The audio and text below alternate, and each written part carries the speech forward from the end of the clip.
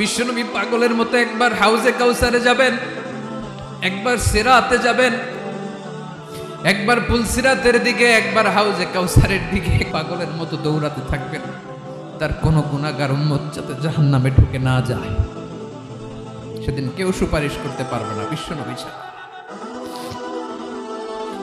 এজন্য ৫ নম্বরে আল্লাহ বললেন, মান যাল্লাযী ইয়াশফাউ ইনদাহু ইল্লা বিইযনিহি। কার সাহস আছে, কার এত বড় বুকের পাটা কিয়ামতের কঠিন দিন আল্লাহর সামনে দাঁড়িয়ে সুপারিশ করবে? কারো ক্ষমতা নেই, কারো ক্ষমতা নাই।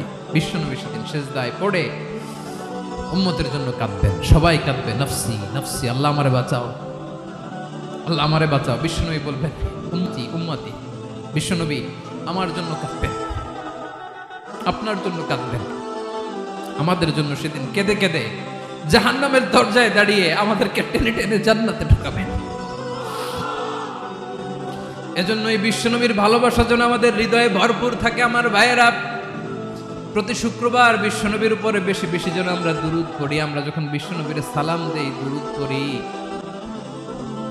একদল স্পেশাল ফেরেশতা আছে যারা বিশ্বনবীর দুরূদটা নিয়ে সরাসরি বিশ্বনবীর রওজায় যায়, যে বলে অমুকের বেটা অমুক আপনারে সালাম দিয়েছে। বিশ্বনবী নিজ কবরের থেকে নিজেই সালামের উত্তর দেয়।